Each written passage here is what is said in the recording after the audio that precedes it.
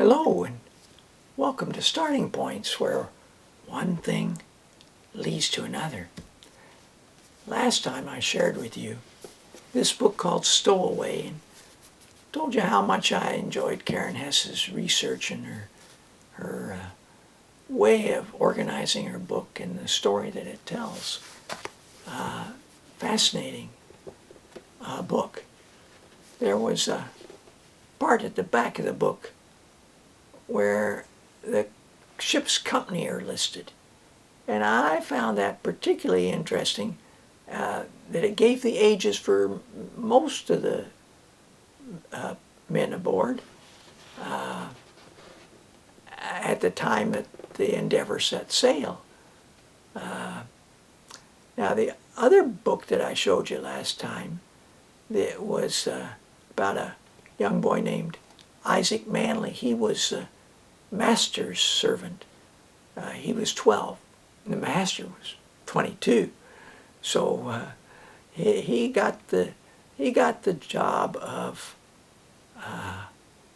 looking after that goat, milking it, caring for it, scrubbing up, cleaning up after it.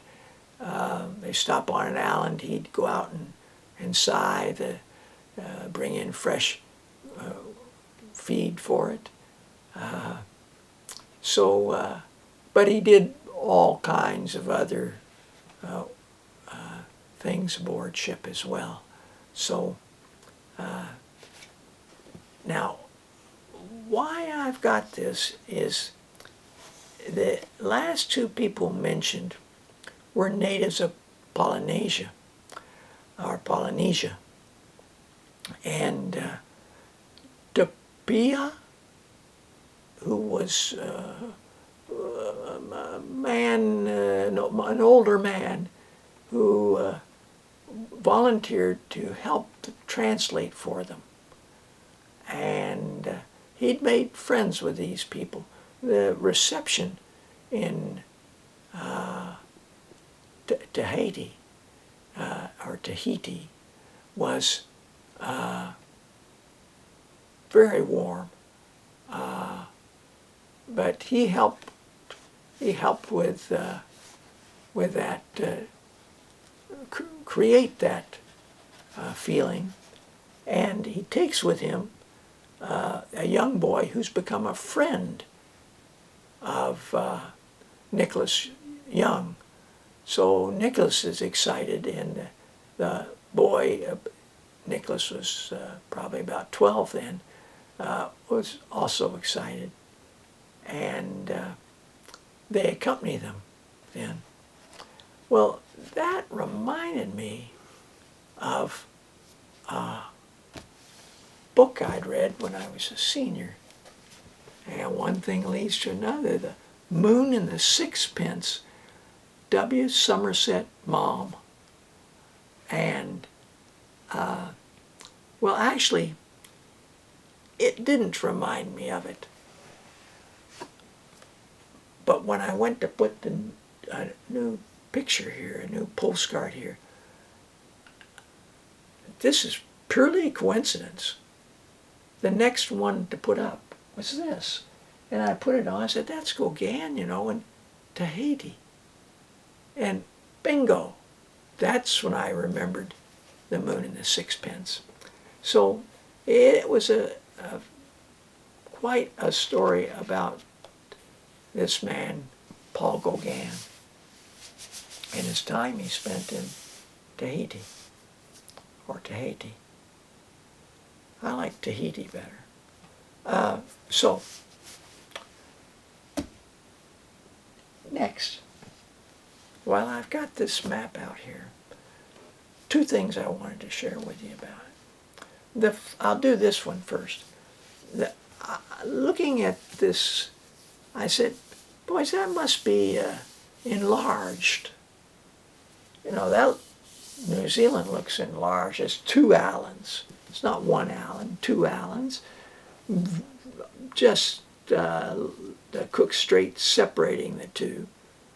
And then I noticed it says same scale as main map. And that got me thinking,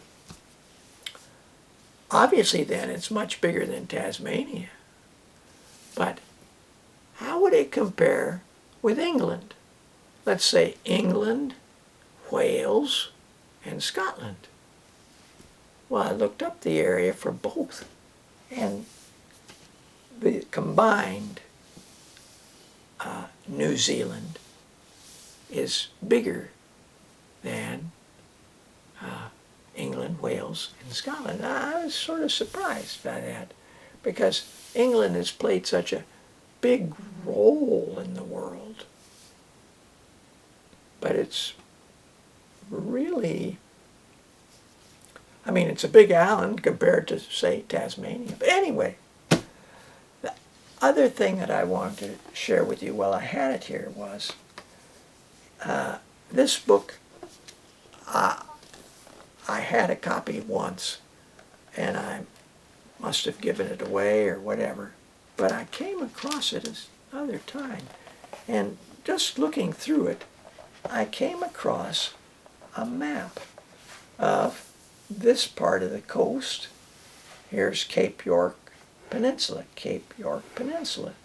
and that's where the Great Swain Reefs were, and so I'm going to hold it like this because I think you can see perhaps more clearly that as Cook is sailing from the south along the coastline, charting it, and the boat that he brought to be able to let him do that, and he's going along, and he discovers that he's in a tight situation here. How's he going to get, as he goes along, it gets more and more of a appropriate name, the Great Barrier Reef, and that it becomes a barrier.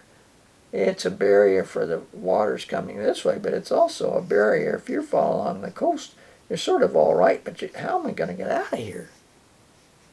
Do I have to sail all the way back down and hope that we don't run into problems? Well, they do run into problems, and they have to stop and make repairs, and it's pretty amazing how everybody works together to do that. But they're still not sure he's going to be able to get out, and luckily they find a way out. But some dramatic times for them, and I was glad that I had that because it made it a lot clearer to me what that barrier reef is. It's just not single groups of, it's very dense, and coral reefs might be one thing leads to another. Could be coral reefs in one of this series of books I really like, or it could be the hidden sea, which is photographs, beautiful photographs from not just the barrier reefs, but all around the world in different spots. So one thing leads to another. Thanks for joining me. Until next time, bye for now.